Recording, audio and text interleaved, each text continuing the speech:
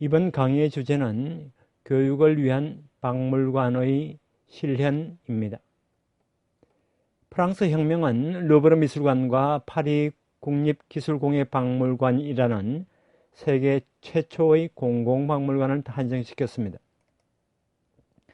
18세기까지 지배계급에 독점되어 있었던 미술을 시민에게 개방하였지만 박물관의 소유 형태를 국유로 한 것만으로는 민중이 실제로 보러 오기 위한 공공박물관은 되지 못했습니다.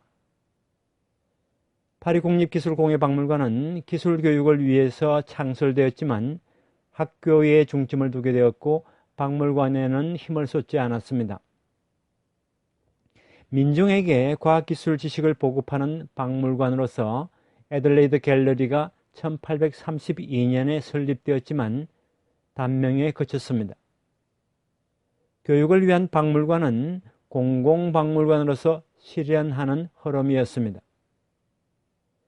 국민교육을 위한 공공박물관을 실현하는 과제에 도전하는 것이 콜에 의해 창설된 사우스 켄싱턴 박물관이었습니다. 화면 속 사진을 참조해 주시기 바랍니다. 사우스 켄싱턴 박물관은 공예미술, 공업기술 박물관으로서 1857년에 설립되었습니다. 콜은 일반인들이 가능한 많이 보러 오도록 개관일, 시간, 건물, 전시배치, 진열장, 조명, 환기, 방화 등에 많은 신경을 썼으며 공공박물관의 실체화를 도모했습니다. 그들에게 있어서 이 박물관은 산업혁명으로 인해 초래된 영국 사회의 위기에 대처하는 사회개혁 도구였습니다. 노동자 계급의 반란 가능성이라는 위기가 현실적 문제였기 때문에 그 방지책의 일환으로서 공공박물관의 실체화가 실시되었습니다. 국민교육을 위한 박물관을 어떻게 만들 것인가 라고 하는 방법은 그 후 스미소니언의 구드, 독일 박물관의 폰 밀러에 의해 전개됩니다. 콜의 박물관 방법은 스미소니언 박물관, 독일 박물관을 경유해서 세계 박물관 표준이 되었고 나아가 오늘날 과학센터와도 연결됩니다. 국민교육을 위한 것이라는 공리주의 공공박물관을 세계에서 처음으로 실체화한 콜과 사우스 켄싱턴 박물관은 박물관 역사상 매우 중요합니다. 사우스 켄싱턴 박물관은 그 후 미술 공예 분야의 빅토리아 앤드 알버트 미술관과 공업기술 분야의 런던 과학박물관으로 분리되었습니다. 사우스 켄싱턴 박물관, 빅토리아 앤드 알버트 미술관, 런던 과학박물관은 그 후 오랫동안 각국 미술관, 박물관의 모델이 되었습니다. 이 강의의 주제, 교육을 위한 박물관의 실현에서는 사우스 켄싱턴 박물관, 빅토리아 앤드 알버트 미술관, 런던 과학박물관의 현대까지의 발자취와 스미소니언 협회의 박물관 성립 역사를 다루고자 합니다. 사우스 켄싱턴 박물관에서 공공박물관의 실체화에 대해서는 그 방법과 사회적, 정치적 배경을 살펴보도록 하겠습니다.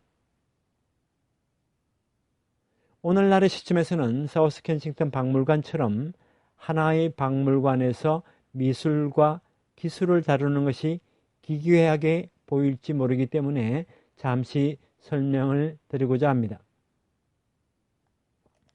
영어의 아트라는 용어는 오늘날에는 많은 경우 파인 아트, 하이 아트라고 해서 순수 미술을 가르칩니다. 하지만 원래 아트는 기능이나 기술이고 행위였습니다. 인공적인 것을 자연에 대비해서 아트라 부릅니다. 파리 국립기술공예박물관과 관련해서 이미 설명한 바와 같이 아트는 본래 하이아트에서 오늘날의 공업기술인 제조기술까지의 모든 것을 포함하고 있습니다.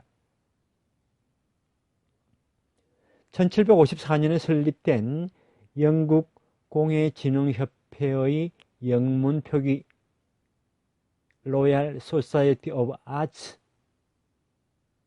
약칭 RSA의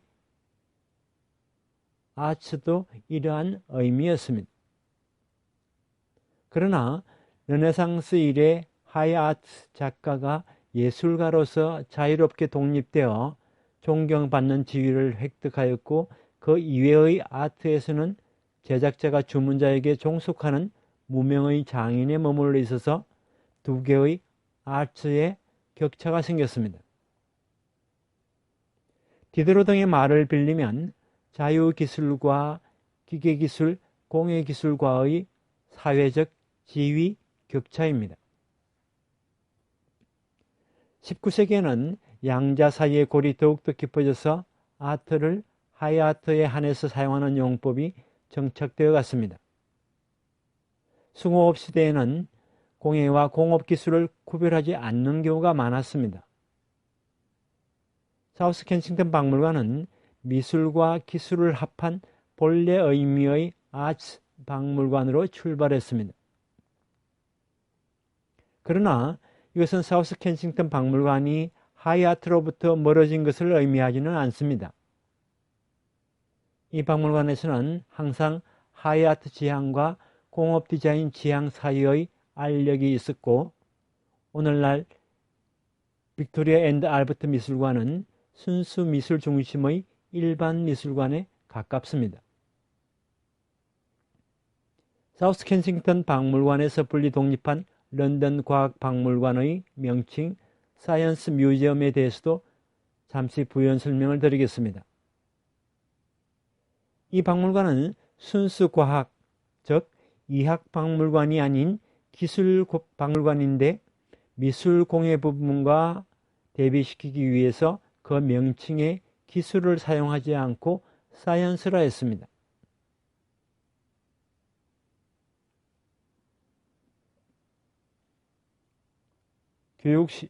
교육을 위한 박물관의 실현, 작은 첫 번째 주제, 사우스 켄싱턴 박물관과 빅토리아 앤드 알버트 미술관의 연역입니다.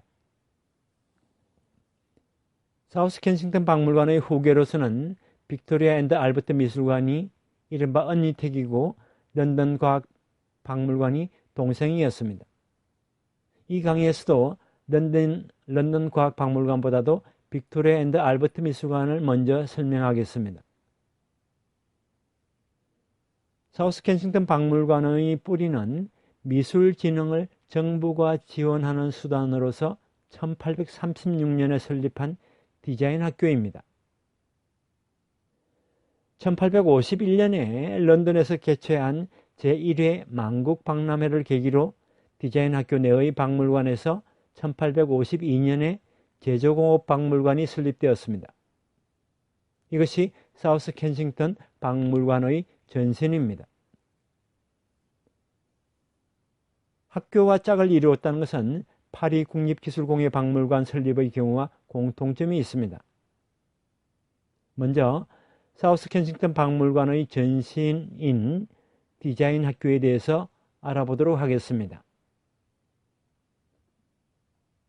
디자인 학교, 영국에서는 1760년대에 공개 미술 전람회가 몇 번에 걸쳐 개최되었습니다. 이들 전람회의 성공은 화가의 사회적 지위가 주문자의 바람에 맞추어 그림을 그리는 장인에서 미의 시계에 동하여 창작하는 예술가로 상승하는 과정의 반영이었습니다. 상류계급에게 있어서 전람회는 이탈리아로의 그랜드 투어와 마찬가지로 다수의 미술품을 보고 필수 교양 중 하나인 신미안을 키우는 장이었습니다. 이렇게 해서 하이아트가 상류 계층의 사회 제도로서 확립해 나갔습니다. 유럽에서는 오랫동안 이탈리아가 미술의 본고장이었고 모델이었습니다. 이것을 프랑스가 왕립미술 아카데미를 만들어 추격해 나가기 시작합니다. 왕립미술 아카데미의 설립은 화가나 조각가가 장인이 아닌 시인, 철학자와 동일한 예술가로서의 사회적 지위를 획득하려 한 노력이었습니다. 장인의 길드에 있어서 도제 양성과는 다른 미술학교가 아카데미에 배치되었습니다. 한 발 늦은 영국에서도 미술 아카데미, 로얄 아카데미 오브 아츠가 1768년에 설립되었고 국가에 의한 미술 진흥이 시작되었습니다. 영국은 가톨릭국인 프랑스는 경쟁자였고 여기에 미술에서는 맞설 수 없는 상황을 바꿀 필요가 있었습니다. 미술의 하이아트는 미술과 제조공업과의 관계를 희박화시켰습니다. 미술을 사회에서 높은 지위에 있는 사람들만의 것이 아니라 민중에게 보급하려는 움직임이 있었습니다. 공업진흥협회는 1758년 이래 캘리코 프린터나 가구 제조 등의 디자인 경쟁을 벌였고 이 단체의 창립자 윌리엄 시플리는 미술학교를 열어서 어린이들에게 과학과 제조업에 관련된 미술을 가르쳤습니다. 또한 관련하는 우수 작품들을 표창했습니다. 1830년대가 되면 미술 아카데미에 대항하는 혁신파 화가 헤이든, 하원의원, 글래스턴 등은 아트 지식과 디자인의 기본을 민중에게 가르칠 필요성과 미술에 대한 국가 보조를 주장했습니다. 또한 박물관, 미술관 및 무료 도서관 설립을 주장했습니다.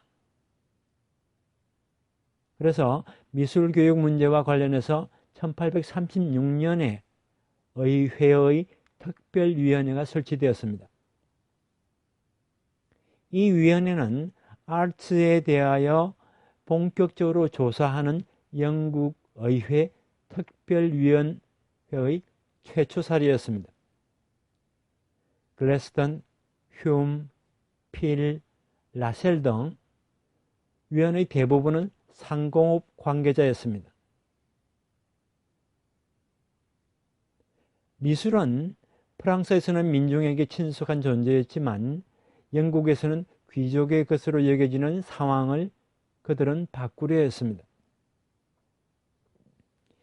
이 위원회의 조사에 의하면 영국 공업 제품은 디자인이 나빠 팔리지 않고 한편 프랑스의 제품은 디자인이 좋다고 인식되었습니다. 영국 공업 제품은 양적으로 프랑스를 이기고 있었지만 리본, 숄, 손장갑, 벽지, 도자기, 금속 세공 등 펜지 제품에서는 프랑스가 확실하게 우위를 차지하고 있었습니다. 미술 걸작의 영향력이 공예 디자인의 개선에 유효하다고 생각을 했고 미술과 제조공업과의 교량 역할을 할 필요성을 인정했습니다. 전라면은 상시 개설된 것은 아니었습니다. 입장료도 노동자들에게는 고액이었기 때문에 상설 디자인 학교를 정부가 설립하기로 결정했습니다. 프랑스에서 미술 학교가 성공하고 있다는 인식이 이 결정에 영향을 미쳤습니다. 미술관의 필요성도 인정을 받았습니다. 특별위원회의 보고에는 박물관 미술관은 노동자가 이용하기 쉽도록 입장료는 무료였고 개관 시간도 길게 하는 것이 바람직하다고 여겼습니다. 박물관 미술관은 공예 디자인을 위해서만 아니라 영국의 미술 및 영국인의 신미한 향상에 도움이 되는 표본을 두는 것으로 인식했습니다. 이 보고서의 배경에는 박물관 미술관의 입장료가 비싸진 것도 있습니다. 영국에서는 1830년대 후반까지 미술 수집가의 주력은 귀족에서 상공업가로 바뀌었고 소수의 특권자로부터의 미술 개방이 진행되었습니다. 1830년과 1835년에 국립미술관 연간 입장객 수를 비교하면 6만 322명에서 12만 7,268명으로 배 이상 증가했습니다. 입장객을 계층 분류한 자료는 없지만 노동자 계급 중 상류층도 상당수 포함되어 있었던 것으로 추정됩니다. 디자인학교는 영국 정부가 설립한 최초의 미술학교이자 최초의 직업학교였습니다. 이 학교는 1836년에 설립되어 런던의 서머셋 하우스에 위치하였는데 이듬해에 문을 열었습니다. 디자인학교 내에는 박물관이 설립되었으며 장식품, 책, 판화, 그림, 칠세공, 비단, 청동, 도자기, 목재공의 근본, 골격, 포본, 박제 등이 수집되었습니다. 1842년부터 1852년까지 맨체스터 외에 분교가 총 12곳이나 개설되었습니다. 런던교는 이들을 통합하는 중앙학교로서 미술교사를 양성했습니다. 디자인학교의 방향은 출발점에서는 미술 아카데미나 하이아트 등 엘리트 노선의 반대였습니다. 그러나 개교 시간이 오전 10시부터 오후 4시까지이고 주 4실링의 수업료를 받는 등 노동자인 학생들을 받아들일 준비가 되어 있지 않았습니다. 후에 야간부가 개설되고 수업료는 4실링으로 변경되었습니다. 이 학교의 기본 방침은 재능이 있는 젊은이를 예술가로 키우는 하얏트 노선과 많은 젊은이에게 장식미술의 실기를 가르치는 훈련 노선과의 사이에서 흔들리고 있었습니다. 박물관은 공간 부족 문제와 함께 난잡했습니다. 혼란스러운 디자인 학교의 평판은 좋지 않았고 1849년에 디자인 학교에 관한 정부의 조사위원회가 설립되었습니다. 디자인 학교의 개혁은 손을 안 댄 상태였습니다.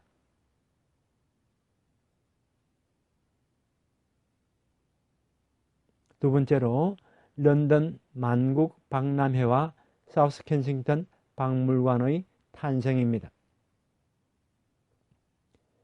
사우스 켄싱턴 박물관의 설립은 런던 만국 박람회의 직접적인 산물이었습니다. 이 흐름을 살펴보겠습니다. 19세기에 접어들어 산업박람회가 특히 프랑스에서 성황리에 개최되었고 국제박람회 기획도 프랑스에서 시작되었습니다. 그러나 프랑스의 산업계에서는 보호무역주의가 주류였고 박람회장에서 외국 제품과 경쟁하는 것은 선호하지 않았습니다. 또한 국제박람회는 실현하지 않았습니다. 최선진공업국이고 자유무역을 표방하는 영국이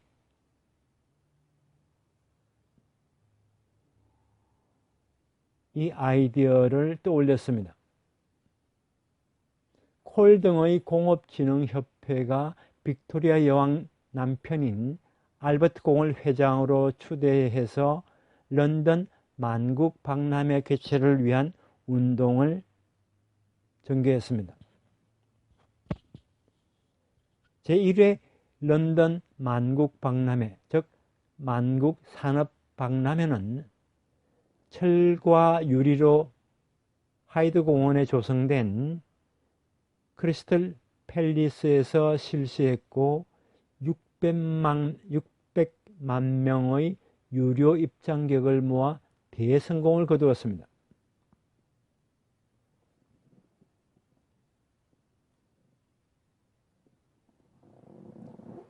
화면에 보신 그림은 완성된 크리스털 팰리스의 ing랑에 전개한 이 박람회입니다.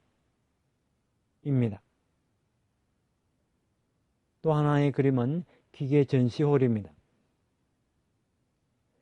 이 최초의 만국 박람회는 프랑스에서의 박람회를 모델로 해서 프랑스의 참가를 상당 부분 기대하고 있었던 것 같습니다.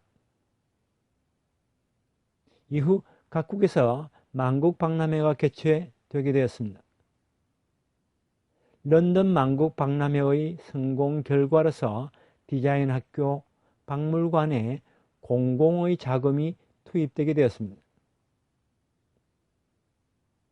이러한 의미에서 1851년의 만국 박람회의 의의는 크다고 할 수 있습니다.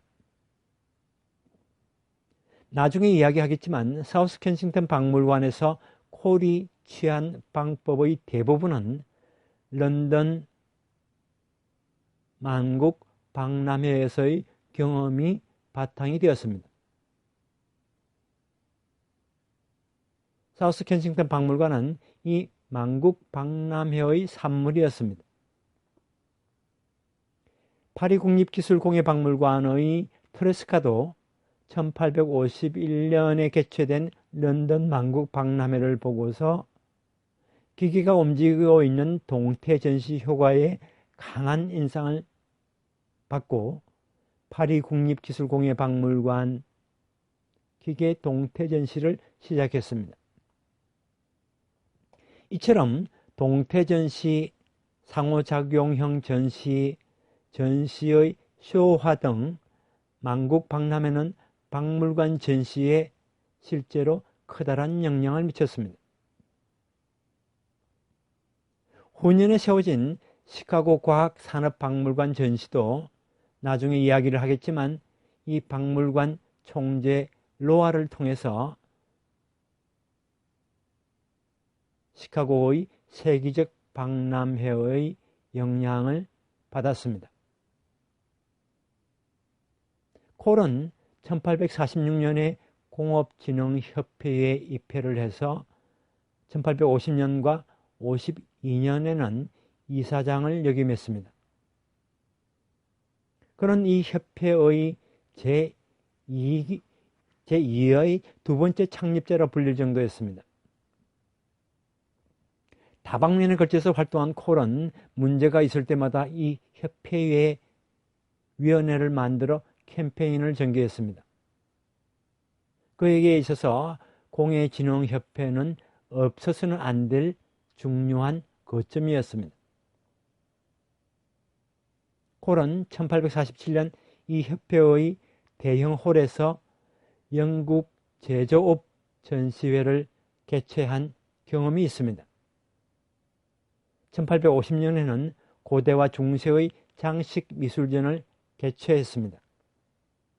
그는 1862년 제2회 런던 만국 박람회와 그 후의 만국 박람회에 진력을 다했습니다. 제1회 런던 만국 박람회에서 전시는 소재, 기계, 제조, 미술 네 분야로 분류되어 있었습니다. 여기서는 제조업이 영국의 정체성을 나타내는 것으로서 전시됨과 동시에 장식 미술이 전시에 많이 이용되었습니다. 구미 여러 나라의 공업 제품이 전시된 이 만국 박람회에서는 자유무역주의를 고취하고 영국 산업혁명의 승리를 과시할 그러한 기회였지만은 실제로는 독일이나 미국 공업 제품이 우수한 경우가 있었습니다. 화학자 플레이페어 등은 영국의 과학기술 교육의 뒤처짐이 원인이라고 경종을 울렸습니다. 화면 속 사진을 참조해 주시기 바랍니다. 각국 제품의 디자인이 공업화로 인해 잡다하게 된 점도 지적되었습니다. 영국 제품은 취향이 좋지 않다고 평을 받았고 미술과 제조공업과의 교량 역할이 필요하다고 인식했습니다. 이 교량 역할의 필요성은 이미 1836년 특별위원회에서 지적된 사항이었고 같은 내용이 지적된 것은 디자인 학교가 그 사명을 다하지 못한 것을 의미했습니다. 막다른 골목에 다다른 디자인 학교를 개혁할 필요가 명확해졌습니다. 공업 디자인과 소비자의 기호를 반영하고 있기 때문에 공업 디자인 향상에는 영국인의 신미한 향상이 필요하다고 인식했습니다. 이러한 과제를 해결하기 위해서 콜 등 플레이페어 등은 알버트 공을 전면에 내세워 활동에 나서게 됩니다. 알버트 공의 존재는 민간단체인 공업진흥협회에 공적 권위를 제공하게 되었고 이런 의미에서 콜에게도 매우 도움이 되었습니다.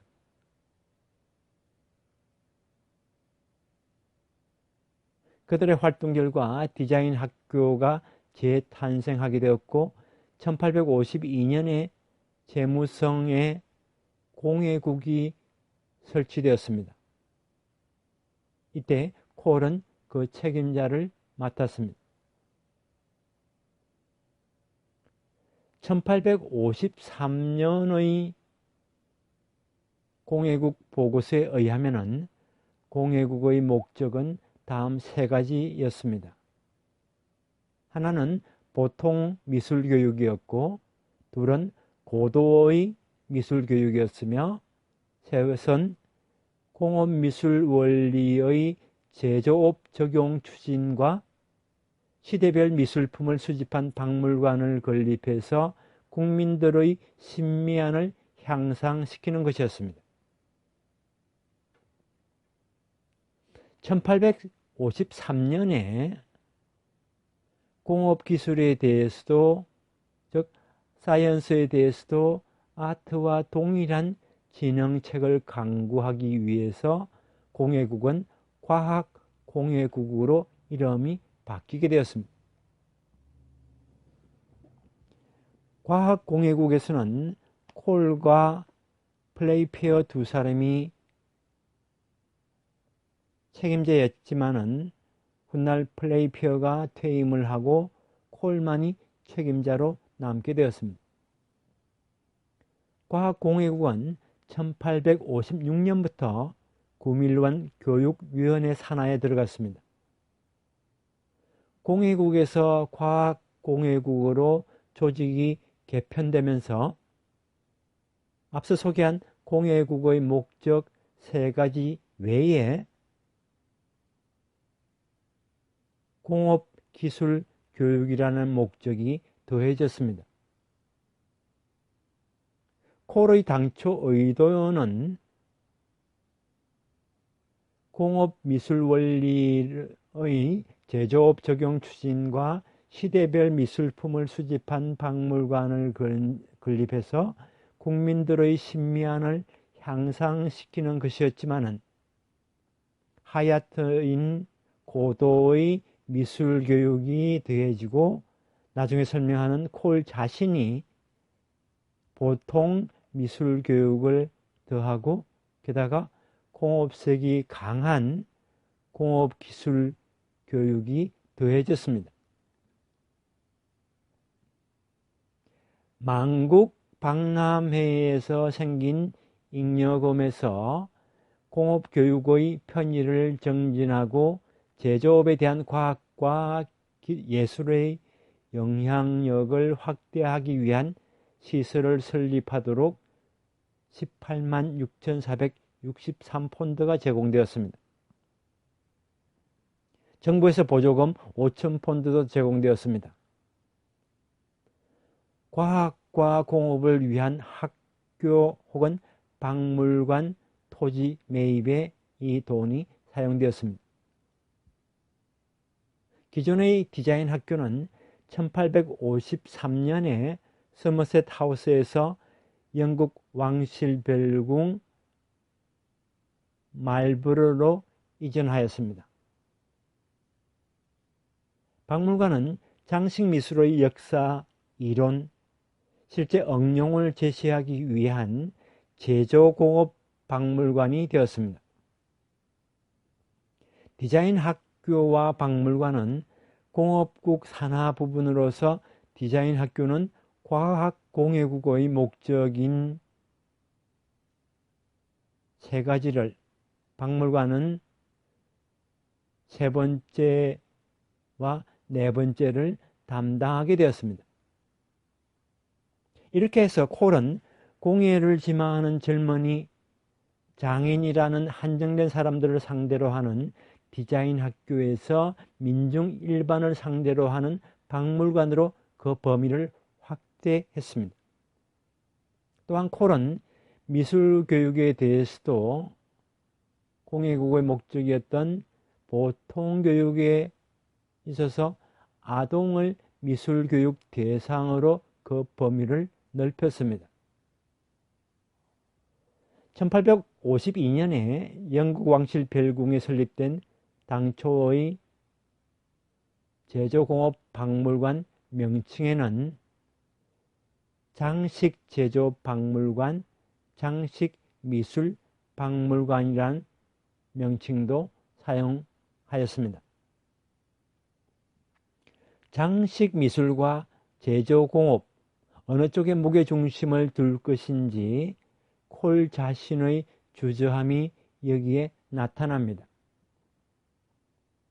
결국 콜은 장식미술을 취하게 되지만 공업기술을 다루는 런던 과학박물관의 지위가 오랫동안 견고하지 못했던 원인이 이미 여기에 있었습니다. 제조공업박물관 컬렉션에는 디자인 학교에서 가져온 물건과 만국 박람회 전시품을 구입한 물건이 있었습니다. 후자는 주로 음식물과 동물로 만든 제품입니다. 화면에 보시는 그림은 푸드 뮤지엄입니다. 영국 왕실 별궁 이래로 컬렉션은 직물, 금속, 도자기, 유리, 목재 등 재료별로 분류되어 있었습니다. 이러한 재료별 4가지 분류는 런던 만국 박람회 때와 동일합니다. 이 대분류는 오늘날의 빅토리아 앤드 알버트 미술관까지 우여곡절은 있었지만 남아 있습니다. 이 박물관은 공예의 교육 훈련이 목적이기 때문에 모델로서 필요한 작품이 입수 불가능한 경우 복제품을 확보했습니다. 미술도서관도 설립했습니다. 디자인을 위한 박물관이라는 이유로 콜은 나쁜 디자인 전형 사례까지도 전시하도록 했습니다. 이 전시는 공포의 방이라 불렸는데 평판이 좋지 않았습니다.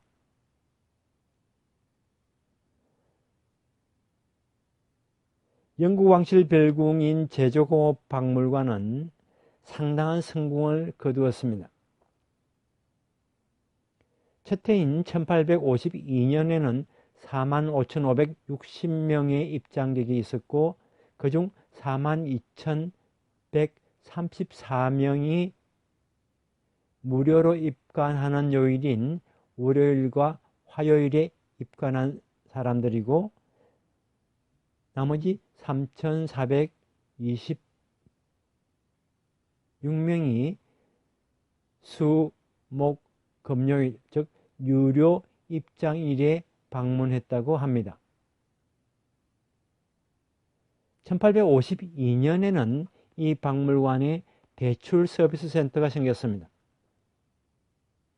로빈슨이 대출 서비스 센터의 장을 맡았고 대출 서비스 센터는 컬렉션을 소유하게 되었습니다. 처음에는 미술학교의 복제품을 포함한 미술품을 대출했습니다. 그 후에 미술 이외의 학교에도 대출하게 되었습니다. 1854년 무렵에는 대출 전시에는 430개의 오브제와 150개의 그림 종류를 기차로 운반을 했는데 이때 박물관 직원이 동행했습니다.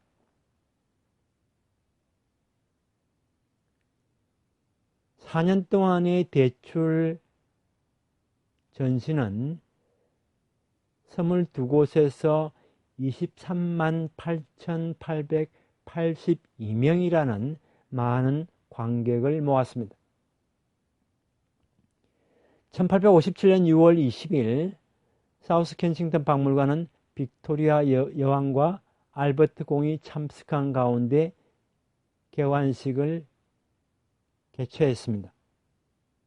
콜은 알버트 공의 도움을 받아서 국내외에서 공예미술 컬렉션에 노력했습니다.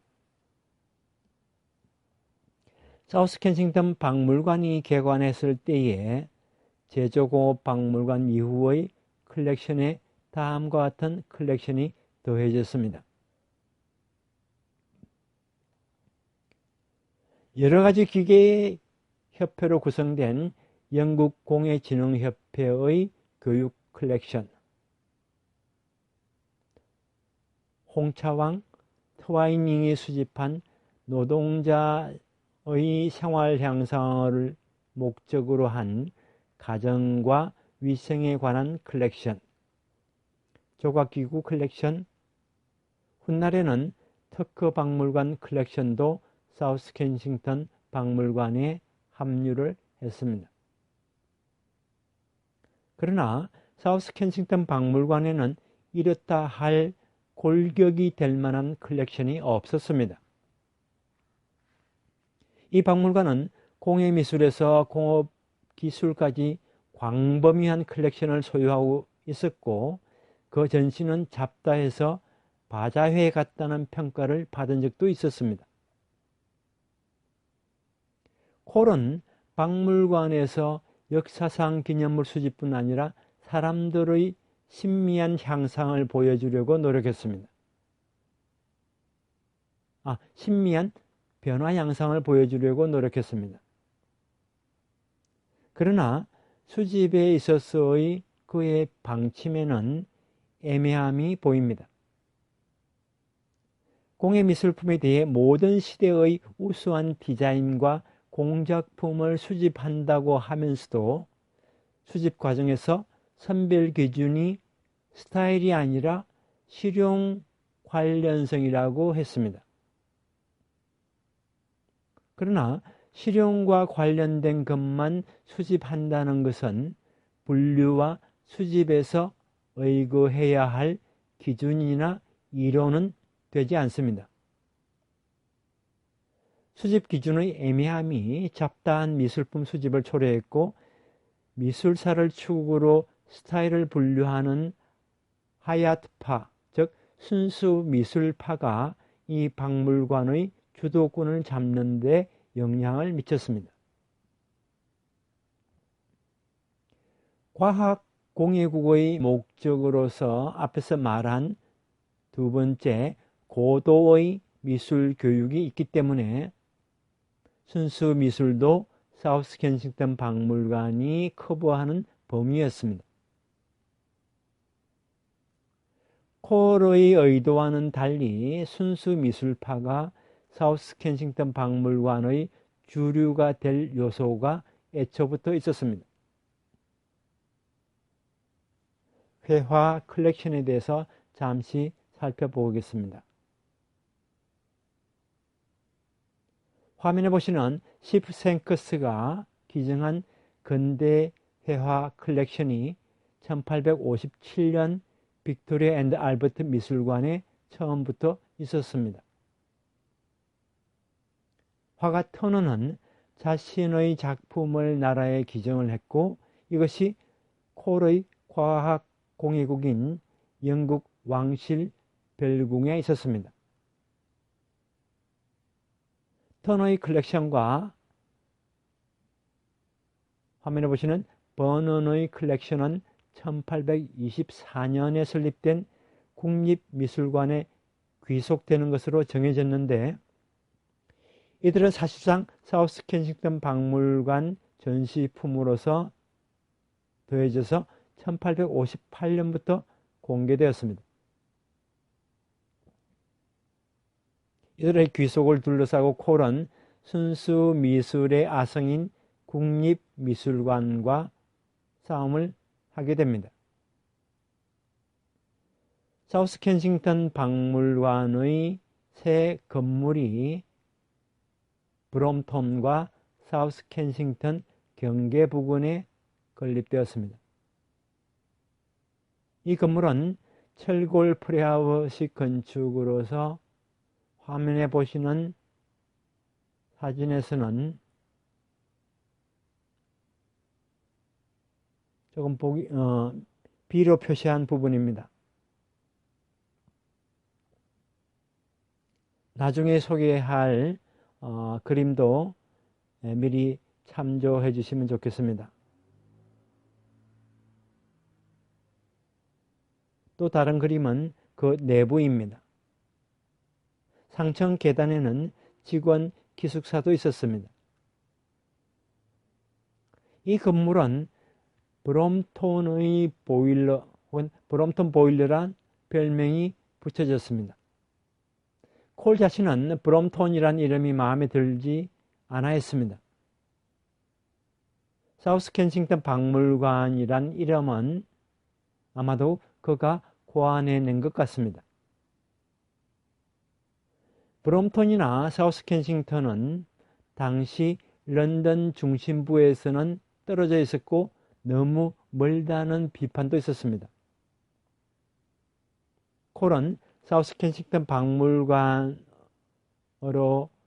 접근이 용이하도록 항상 노력했습니다. 1864년에는 지하철 사우스 켄싱턴 박물관역 건설이 결정되었습니다. 알버트 공은 사우스 켄싱턴 지구를 학예지구로 만들려고 구상을 했고 이곳에 소재, 기계, 제조, 예술박물관을 갖추려고 했습니다. 이 네 가지 분류는 런던 만국 박람회를 본딴 것입니다. 현재는 대형박물관, 국립미술관은 이 지구 내에 없지만은 런던 대학의 제국대학, 왕립음악학교, 자연사박물관, 지질박물관, 빅토리아 앤드 알버트 미술관, 런던 과학박물관 등등이 이곳에 다 모여 있기 때문에 알버트 공의 구상안은 현재 거의 실현되었다고 할 수 있습니다. 콜은 영국인의 신미한 향상을 위해서 박물관을 런던에 설치해야 하는 것 외에 전국화에도 노력을 기울였습니다. 과학공예국 산하에는 사우스 켄싱턴 박물관 외에도 런던 실용 지질박물관,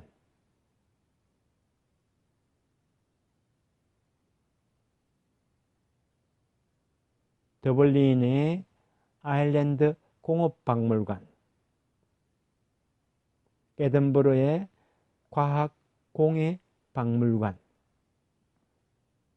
나중에 이야기할 배선을 그린 분관도 있었습니다. 콜은 인구 10만 이상 도시에는 박물관을 설립해야 한다고 생각을 했습니다. 사우스 켄싱턴 박물관은 대여 전시를 실시했고 융통성을 발휘할 수 있는 표본이나 사진을 염가로 제공했으며 각지의 박물관 설립과 운영에 협력했습니다.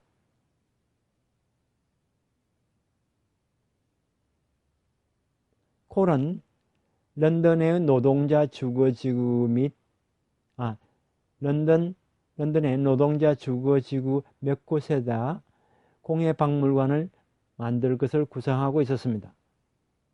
이들 박물관의 전국화와 런던에서의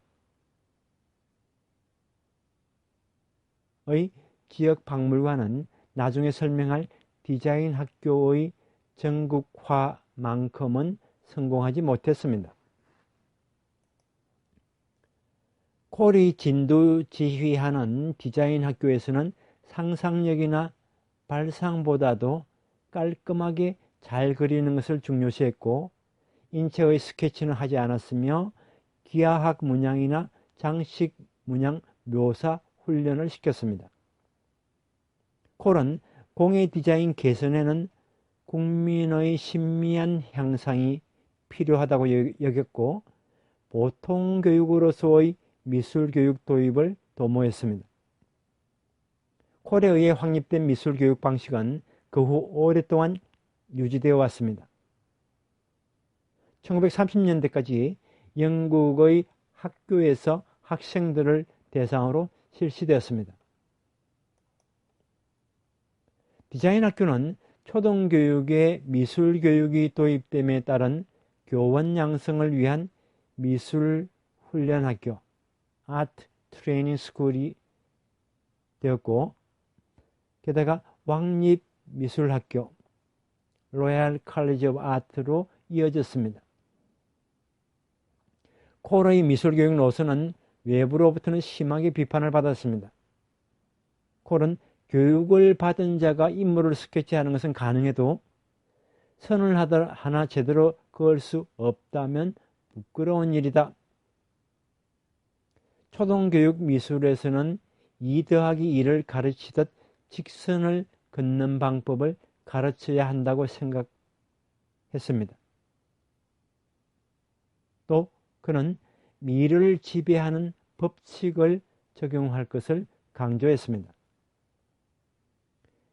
이러한 내용은 공리주의자인 콜다운 언설이지만 순수 미술파에게는 받아들이기 어려웠습니다. 미술을 국민 도덕과 결부시켜 생각하고 있었던 러스킨도 콜의 방법에는 미술 재능이 있는 자의 교육을 망친다고 반대했습니다. 러스킨의 사진을, 화면 속 사진을 참조해 주시기 바랍니다.